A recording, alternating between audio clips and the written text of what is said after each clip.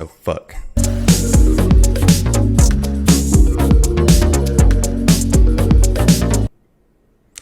Hey, everyone. My name is Dexren. And I am Bueller. And we are DUDEMETA. Perfect. That's pretty clean. So, imagine doing unison over voice chat. Couldn't be me. All right. So today begins the first in a series where we talk about a topic related to gaming or the industry in general, and just talk about it. So I'll be taking the lead today, but that will change depending on who brings up the topic of discussions. Sometimes there will be guests, but regardless of all of that, this is a conversation we hope you will continue in the comments. Yep, we're primarily, I would say MMO players, right? MMO, but also like mobile. We're still the massively multiplayer experience on mobile, right? Like I think that's a big piece, right? Like big, Clash of Clans, Brawl Stars, Clash Royale. Yeah, definitely was exclusively MMOs for a long time, but have since branched out. A lot of mobile, a lot of rogues, and just party games. Yeah.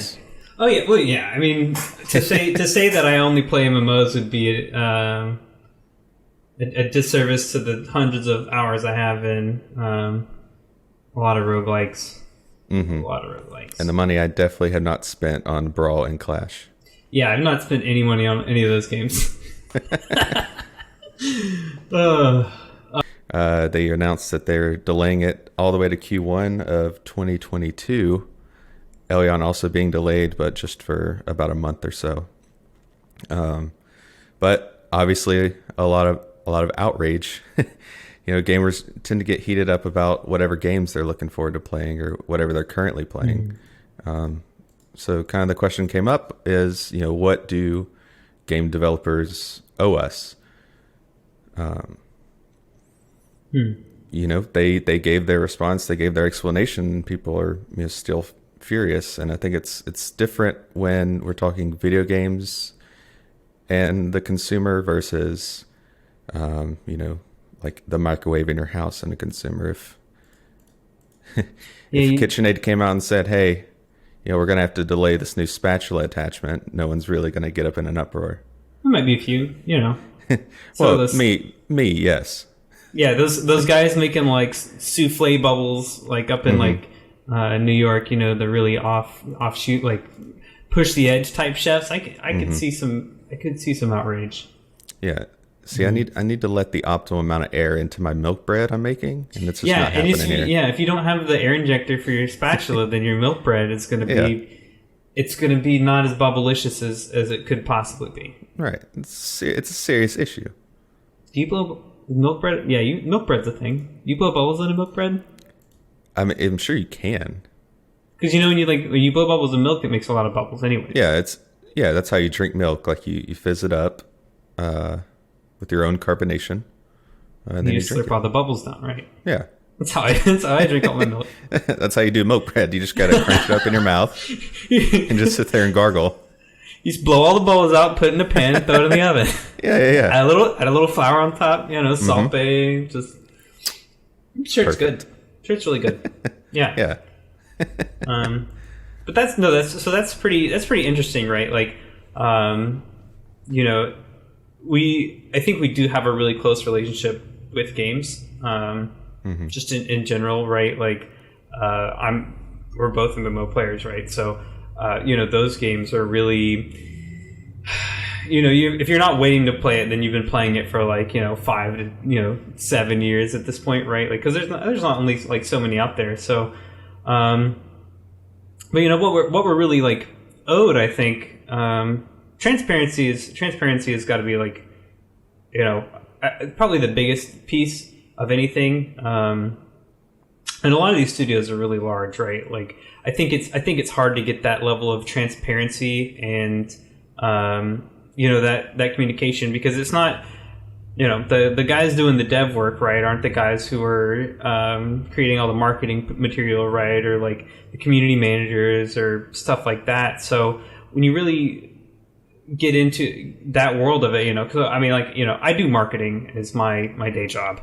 and I work with highly technical products, and I am I don't make those things, right? Like I barely know what's going on, and so I'm really reliant on what I'm hearing from developers, and even then, I don't usually hear from the developers. I usually hear from like a product manager of some sort, or somebody who's like overseeing a lot of it and may not even have the full grasp, or of everything going on, or has that outline or anything like that. So I think with a lot of stuff like this, like you just have to be interconnected in such a way that like you're conveying the right you are conveying the right message to your player base. And it can be tough. It can be really tough. Yeah, because there's a lot of layers we're talking about here. That's from producer to product to consumer. And for the most part, we've seen, in the news, a lot of how these developers actually operate. It's just nonstop crunch, developers being pushed to their ends, people at the top that don't know anything about what the developers are doing, pushing for, a certain deadline or a certain feature to be added and giving them no time to even properly do that. And then you have usually, except in the case of, say, Amazon, just because they have it's such a large company, you usually don't have, but maybe like two people that are managing like the Twitter and the public forums.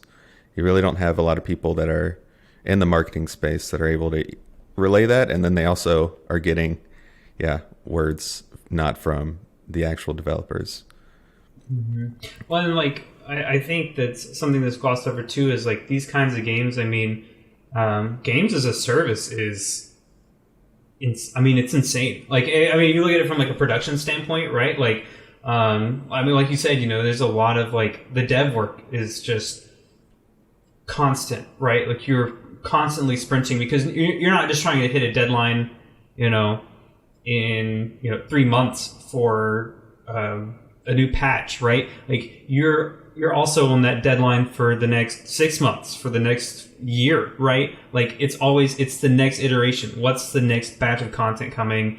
And it's the pace at which your studio has to compete in order to participate in this space is giant. I think we've really shifted away from a lot of the single player stuff, right? Like, or even single player is a lot more online. I remember like it was a pretty big deal even when Outriders, right? Outrider was third person action. It's very similar to games as a service, right? Like it had sort of like Destiny vibes, kind of Division 2 vibes. It had a lot of that like multiplayer online weapon progression and all that kind of stuff. And it's they came out, it's like, oh well, it's going to be a whole game on release. And I just remember being so surprised. It's like a game that looks like this, plays like this. Like, how are you just going to release a single player game? Which, I mean, a complete game, not a games as a service. I'm sorry.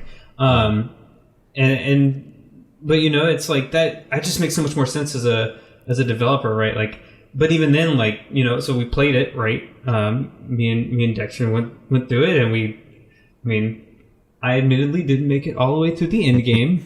I was more. So probably shaved off a double-digit hour figure at the end or whatever. But played through the campaign. I had a good time, and then I just put it down, right? But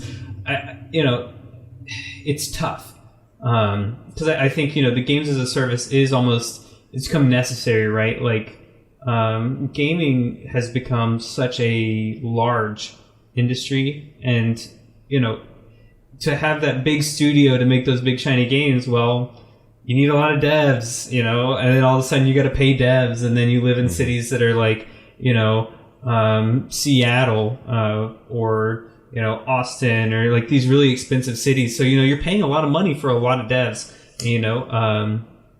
how do you make, more income in your studio, right? Like, and the thing is now with the, games as a service, like people just don't switch, you have a relationship with the game, and you don't really move out of there. Like, Destiny. I've played Destiny for 7 years. I don't plan on quitting to play Destiny, right? And that's how they get my money, right? I think if Bungie, there's talk that Bungie is going to release another IP, right? So what does that mean for me? You know, I'm still kind of like, I don't even know if I like the idea of it, right? It's like those are devs that make my favorite game that are splitting off part of their dev team to go work on another game, which is, I mean, I'm sure the new game's going to be cool, and I'm sure I'm going to like it. But like, you know, is it gonna stick with me like Destiny? Am I going to want to pay, you know, $40, $60, $70 now with like new gen games, right? Like to, you know, experience that when it's like, when I know that if I buy the big yearly expansion for Destiny and then I play the seasons, like I'm gonna play stuff that I really like. So it's tough, right? Like I think you have that whole games as a service world that really, it opens that gateway to those really big games for a long time instead of like, I mean, what it was like a couple years ago, right? Like we've lost a lot of studios because they've all gone under because they just people don't stick to the games the same.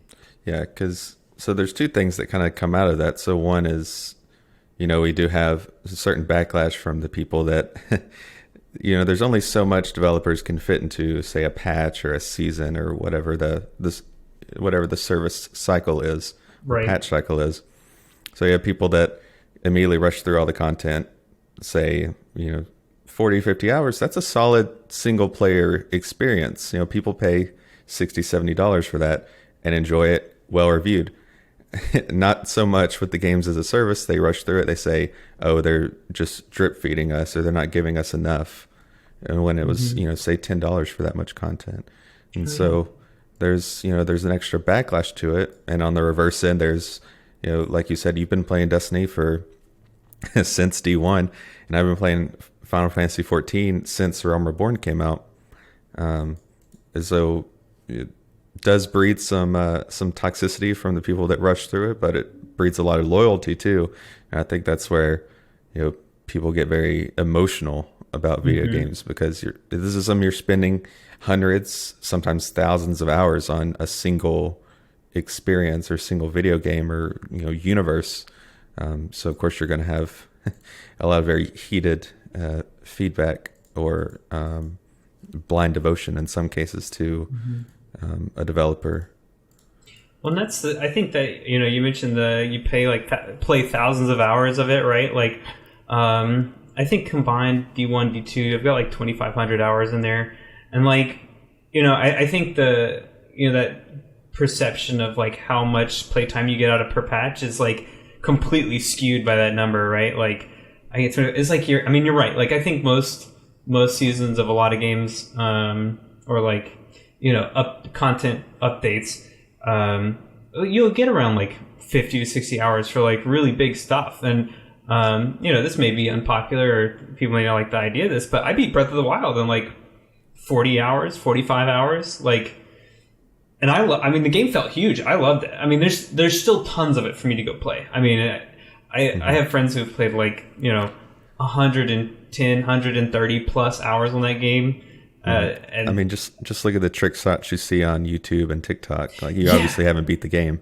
Yeah, exactly. Like, you know, I beat Ganondorf, you know, yeah, but like, or Calamity Ganon is what it is in that game, right? So, you know, I think you're right. Like, I think, you know, you get these games and people are like, you just get very passionate about it. And I mean, I'm the same way, you know, I'm very passionate about Destiny. It's because I do have like all that time spent to it. And I don't think it's a sunk cost fallacy where I just feel like I have to play it because I, you know, sunk all the hours. And it's just, you spend enough time with stuff that you enjoy. And I think it just, you know, makes that, it sticks with you a little harder. And I think you're right, though. You know, you create that devotion to those companies in that game, right? And it's like, I'm gonna buy any expansion that comes out for games that I play like that, you know, 100%, you know, and that's where you get me on my money, because sometimes, I mean, there's like, I think a really good example right now is, you know, in the single player world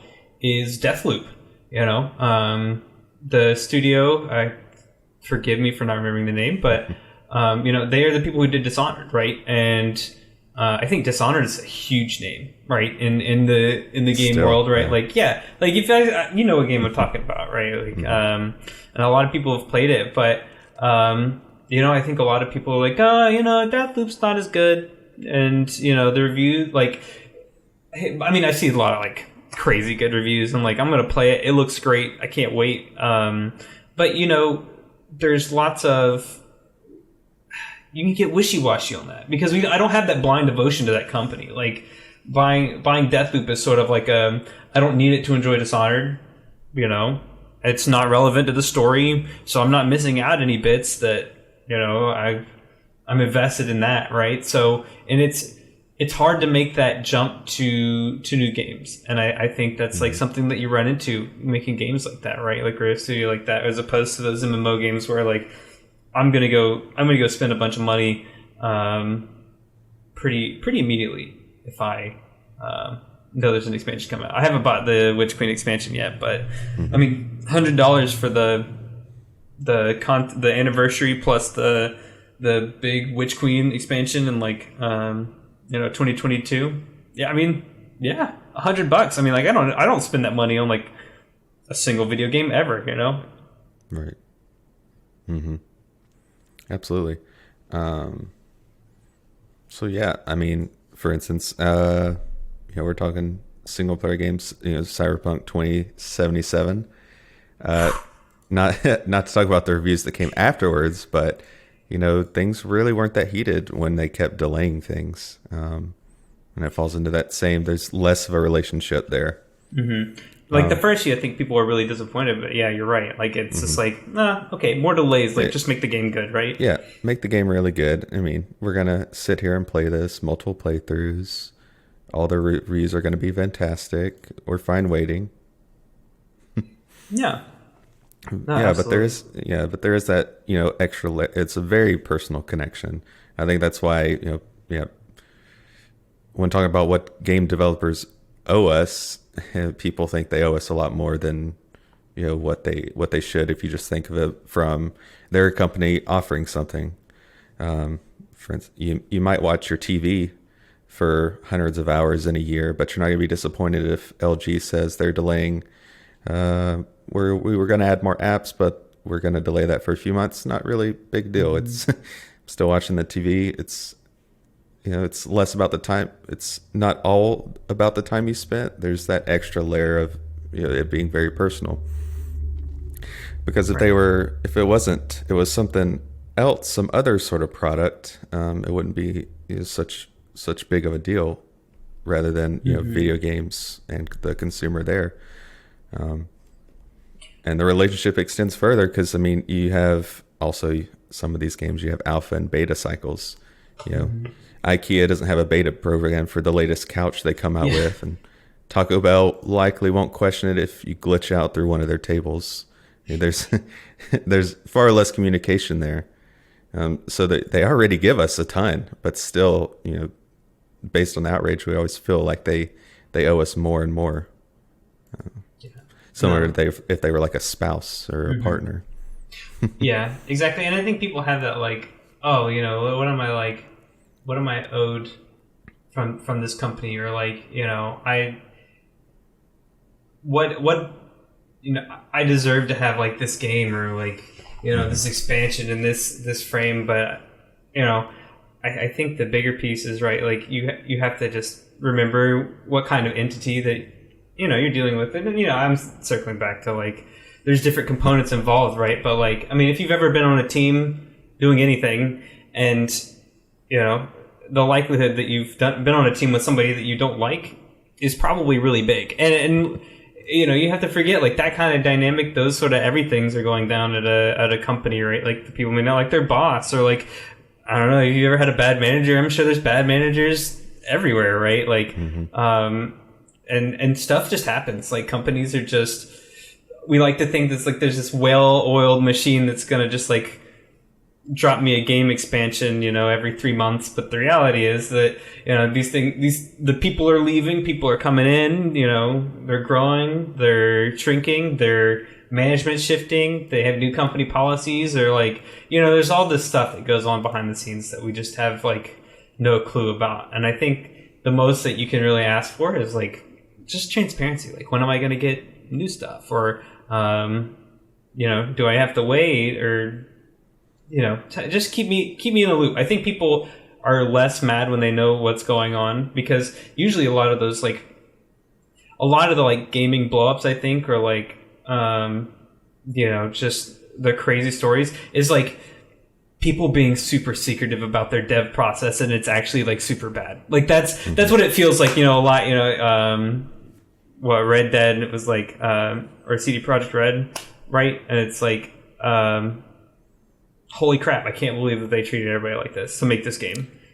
Blizzard being a whole other dumpster fire. And Blizzard's the nude kid on the block, right? Just like everything's on fire, like investigating Bobby Kotick, being like, hey dude, are you handling your, and then, if you're not following that story, they're sending inspectors out, or people to go audit his income and stuff like that, and make sure that like he didn't just like crash the company to make a bunch of money and was taking care of things that he's supposed to. Because it's that world is just so crazy. But like, why not take care of your dev problems, like take care of your company culture and stuff like that? But then you get into the machine, right? Like how deep everything goes, and like how much everybody really has an effect on things. And like, again, no, this is not a Blizzard endorsement, but it's hard to make like those kind of changes. I've had people in our company. It's like, there was one guy who was like a huge pain in the butt. No one liked him. He was a big guy manager, and he said stuff to like female employees that he absolutely should not have. Not in like a sexual harassment way, but just like a very misogynistic, crazy. And it's just like, they got him out of there, but it still took like 3 or 4 months to get that kind of process, like that sort of stuff worked out. And if you have that on a large scale and you don't have the people reporting it, like where does it stop, right? So anyways, that's a Blizzard. Blizzard aside. Yeah. We can keep going about them shredding documents, sending police away. Yeah, exactly. This is the guys in Die Hard got the police car turnaround or whatever, and but yeah, I think it's really, they're complicated entities, and I know it's hard to have your ear to the ground, but it's nice to have that like transparency. Yeah, and just having just enough transparency to know what's going on when delays happen or certain content's held back. But we could all do with some understanding that this is a company. There are developers that are probably being overworked. There's probably managers that aren't doing what they should be doing. Then there's the poor marketing people that are sitting there getting all the screams and the violent reactions from anything that goes on throughout whatever they're communicating. And that's it.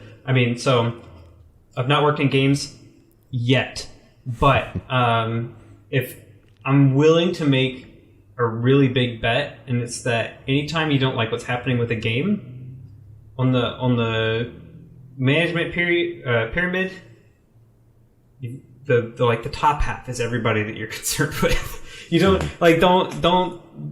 get on Twitter and start yelling. It's like, oh well, the devs for this game are super lazy and don't know what they're doing.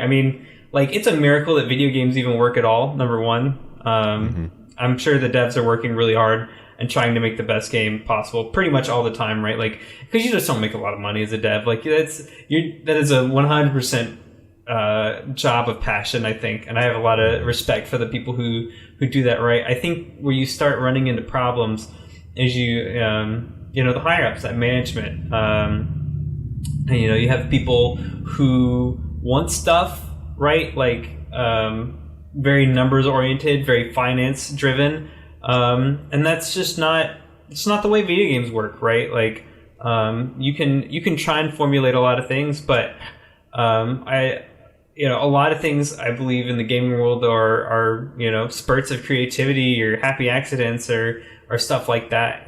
You don't. I'm like losing my train of thought. But that kind of stuff. The creative juice.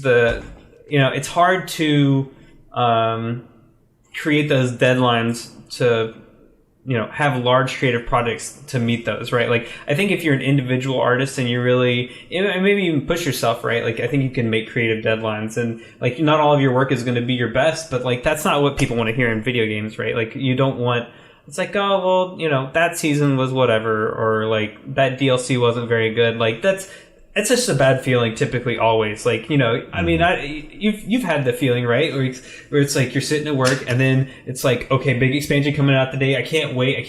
You wait, it's been out for like an hour. You go on Reddit and everybody hates it. Like, it's the worst feeling. Like, I hate, like, you don't want to be a part of that, right? So how do you avoid that, and have those, creative spaces, right? Like, because again, management is always going to want, product, or want the company to produce, right? You're going to want stuff coming out. You want good stuff coming out all the time. And, it's just where you're feasible that. And, I hate to say it, but I feel like a lot of higher ups are hired because of their, ability to make money. It really is an art, for sure. And I know people who are, sort of that mentality or that personality type, and they're really, I have a lot of respect for the guts they have, and the kind of conversations that they initiate with people that I can't. So, but those, that is a big point. It's a game of telephone starting at the top with manager yelling to manager. And throughout the whole process, we somehow dehumanize the people at the very bottom of, they produced this absolute garbage, or didn't deliver what they were supposed to. And the people at the top, they are there for a reason.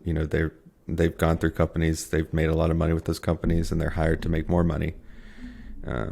There's a meme. It's you can get your master's degree, build out this really beautiful algorithm, get paid $80,000 a year.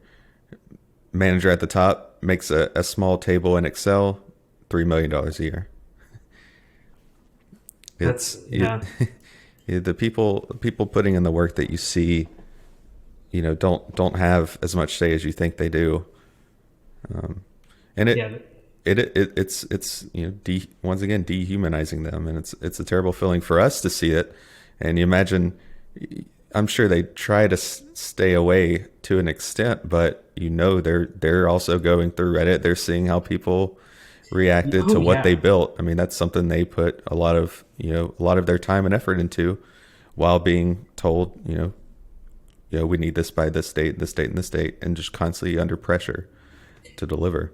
Oh yeah, and that's what, like, I don't think I could ever be a dev for a game and go on Reddit and look at what people say about it, because it would just be like, it's so terrible. Like, I don't know, the compassion towards, like,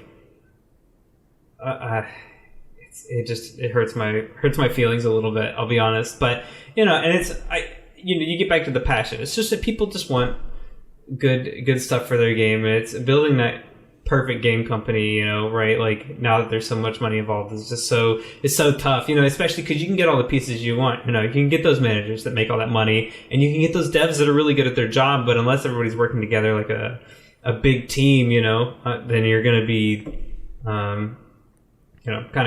kind of SOL, right? Like, it's just, you're going to have maybe an excessive product, or something that was cut too short, or something that's a little too pricey for what you are. It's just, it's hard to find that balance. The vertical gap between each layer is way too steep. Yeah. Well, and we talk about, like, games as a service, but, like, I'm trying to think, when did WoW come out? That was early, like 2001, 2002, I believe. I think maybe RuneScape, did that exist before WoW? I think the original was like 97, 98 maybe. Okay. And then the one we know that we played when we were younger was around, I think, 2000, around the same time as WoW. Okay. Yeah, and that's what, like, I'm trying to think of, like, games as a service, like, back in history, but I really think, the games as a service renaissance was definitely Fortnite, right? Like, I think their stuff existed. Like, there were MMOs, right? Like we'd seen a lot of MMO content, and those studios, definitely built some cool stuff. But it was really just like okay, here's a DLC, okay, here's a DLC, and they're almost like glorified single player games, right? And then I feel like Fortnite came out, and all of a sudden became like this super sensation, and everybody like. You no longer could make a single player game. Like nobody wanted single player games anymore, especially like the really young people, the people who loved Fortnite, right? Like they want something, they want more Fortnite, but it's there's only one Fortnite. So everything really like shifted then, and like if all the games that were games as a service before that, like I mean, Destiny dropped 2013, and Vanilla Destiny was not good. it was not a great game, and honestly, the Dark Below, the next expansion, not very good. The next one got pretty good, and then they really picked it up, and Destiny 1 got really good, and then Destiny 2 came out, just landed on its face, like terrible. And I think it shows like no one knew what was going on. And like I remember every game that would come out like after Destiny 1. Every game that came out that was a games as a service game after Destiny, what do they call it? They call it the Destiny killer. Everything was the Destiny killer, right? And then what would it do? It'd fall flat on its face and die. Because just people don't creating games like that is so insanely difficult that it's it takes so much practice, and no one's ever done it before. And now we're really entering into this phase of like everything is this huge online game. I mean, like, I stood in line a couple hours, like 2 a.m. I got a PS5 this week. It's awesome. But I have a ton of single player games on there. All of them got to connect to the internet. And there's like, people running around in my game, even if I don't like talk to them or whatever, but there's just like all this stuff, like extra in single player games. And like, I'm trying to think, everything's got like calling it a battle pass is like really calling it back to Fortnite, but everything's got like an experience track where you get rewards out of it now. Like that rewards track is and even like single player games, like it's the rewards track. And these things existed. There's been MMOs that had it before. Fortnite, wasn't the first to do it, but just how big they got and how quick. I'd say probably 90+% of the people that are playing Fortnite right now don't even remember Save the World, which is what it started as, because they just did this games as this. There's this season pass, and they have kind of like patch cycles, or they release some new things, or you have concerts in the middle of the map. Yeah, dude, it's so crazy now. Save the World was so good.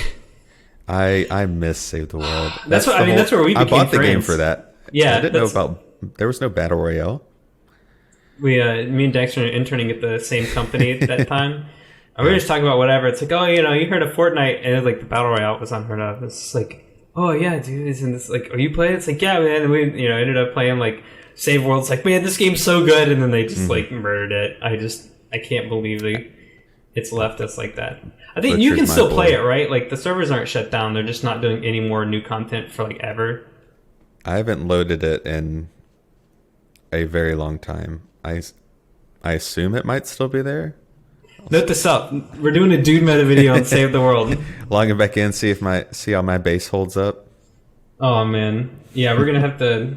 But the thing is too, like, it's interesting. We're having this conversation of like games as a service and your single player, and like, where do you cut it off? And I think like, Save the World, they did a lot of stuff. Like I think even after the thing came out, they dropped like a year or so of content. And it's probably easily 300 hours of content. I think you could play Save the World, do all the stuff, get all the guns, get all the people, beat all the maps, build your stuff up. Like 300 hours is probably like a minimum time, like just to do all that grinding. But like, even I'm like, oh, like there's no game anymore. Like the game's dead. It's like, well. Actually, if I wanted to, I could go have a fun multiplayer experience for hundreds of hours still. I'm just not going to have, more content after that. But, there's plenty of games that I play now that are, we talk about Dishonored. I love Dishonored. they've not updated that game in a long time. You know, it's still the same single player experience. So it's interesting, you know, where the cutoff is for some of those things that die. And like, I wonder if Save the World's gonna like, they're gonna take it offline probably in the next few years. I have to imagine. Oh, I'm sure. Or like make it like an entirely single player experience. You know, no servers. You just connect to your buddies or whatever. But well, no, they just rebranded as something else, and everyone goes nuts for it. They're like, oh my gosh, man. Expanding on the Fortnite universe. But even now, it's like almost like a rip-off game because it's just using like assets from a game that's super popular to a game that's basically an Unreal mod. Yeah, that's what it is. Yeah, it's an Unreal mod now. Yeah, I figured that's what you're getting at. Yeah, that's so funny. It's like, yeah, we opened up Gary's and just took some of the assets and made this. Made this stupid game called Half-Life. Yeah. It's like, oh my god, it's huge. That's so funny, man. I do miss Save the World. That was a really fun game. I actually went back in 2012, Dragon Con, Atlanta. They had a booth. I remember in Game Informer they had teased Fortnite a couple of times, you know, like little zombies and the sort of, you know, they're like using a stop sign as a club type, you know, wood plank wall, you know, and it's like, okay, well, this looks like a cool aesthetic. Like I like the art. I like, you know, this base builder game that I have to defend or whatever. And as a Dragon Con, they're like, okay, well, we've got a Fortnite panel, and I was like, oh, you know, this is great. Oh, and I actually got to remember. I have a picture. This might actually be like gold now, but I went up to the panel like Epic was holding a panel for Fortnite, and I saw the preliminary tech for Save the World, and like, you know, they're showing off all this stuff, and I got to, you know, walk up to the panel and you know, talk to basically the people in charge of making Fortnite Save the World happen. I mean, it was crazy. Like it felt like, you know, by the time that it came out, it had been 7 years in development, and it had been 7 years of active development, you know, to make this like super cool Save the World game. And it like literally, we did not even get it for like 6 months before it was cannibalized by itself. Yep. Like so crazy. But I think yeah. Okay, so this is forgive the old photograph. I'm gonna see if I can hold it up. I have a picture of me in a Der Burger hat with the other guy I was with. Let's see. Yeah, you can't see the Der Burger. I can see it. But yeah, I mean, they're like the little Krispy Kreme hats, but like, I don't know. It's so like out of body. Like I watched this game come to life after like 7 years, and then just watch it disintegrate, like from itself, you know. Well, it's the same thing when Destiny 2 releases their Battle Royale. I mean, where's the PvP team at, though? Or is it at? But I mean, and the big news there is, right, like their whole PvP team is gone because they're making a new IP. And it's apparently I think it's gonna be not an Overwatch clone, but something very similar, right? Like a class-based team shooter. We'll see. I'm interested. I mean, especially because like Overwatch is kind of dead. Yeah. I hate to say it. See, Jeff, you did a great job making the first one. We love you very much. It's over now because it's like the other guy left, right? So there's like, I think they're a victim of Activision there, you know, and that's so you go back to that, you know. I think Activision is, you know, a lot of those guys on that team know how to make money, and you know, the devs at Blizzard didn't have a whole lot of control. They're just like, you know, some manager, it's like, okay, well, we're making Overwatch 2 now, you know, and splitting up the game and splitting up the dev team. It's like, you know, and then everybody leaves because I'm sure there's being ridiculous stuff asked behind closed doors about what they can do and what they can monetize, and just it wasn't jiving with Jeff. I don't think he liked the Activision oversight. But yeah, we'll see what happens before that big February release. What's the next big thing for Final Fantasy, right? Endwalkers, which is the next expansion. that's coming in November. Okay, so I will not be caught up in time. You could, but it's not debilitating to not be caught up. Because the content's still there when you get to it, unless you're progging, so doing the most recent raid at the hardest level right when it comes out and trying to be the first one, or at least get it done within the first week. Unless you're doing that, you can go at your own pace. The catch-up mechanics are extremely good. So say you miss a patch and you come back in the next patch cycle, you can catch up really quickly.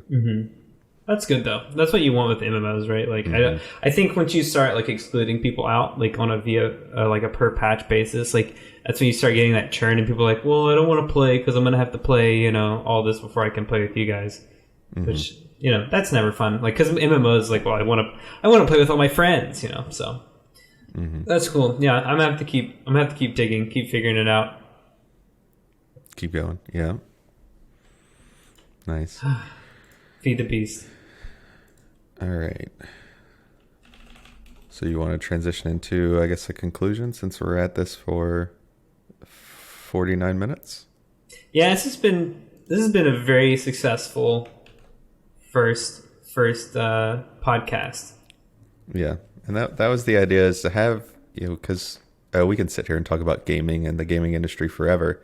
So to have some, current topic that we can speak to and just sit here and talk about it. Yeah, I'll have a little more news roundup next time too, I think. Sounds good. So yeah, I mean, to wrap up, I think we talked about, at what level do game developers owe us, and there's a level of transparency we'd like to see, but also we need to understand that the people that we're getting the responses from, and the people we're yelling at or being outraged against, neither of those groups, or the marketing team or the developers, have any sort of say in what's happening to us. So there's a level of disconnect I think a lot of people have between these two parties, the consumer and the developers.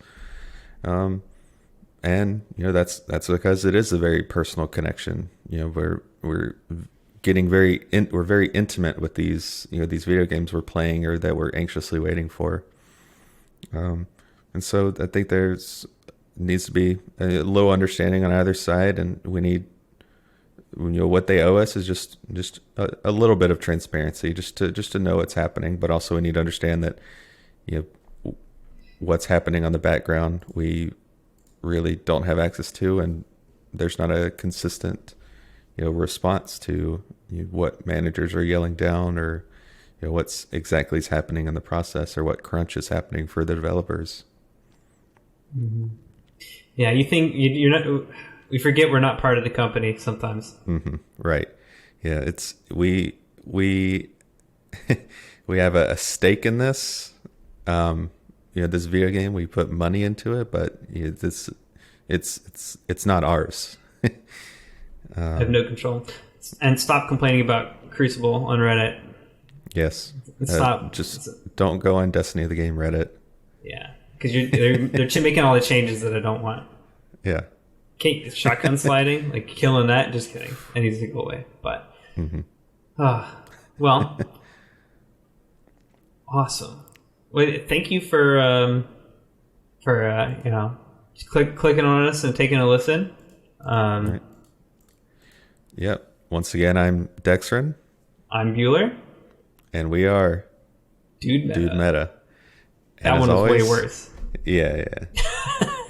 Oh, well.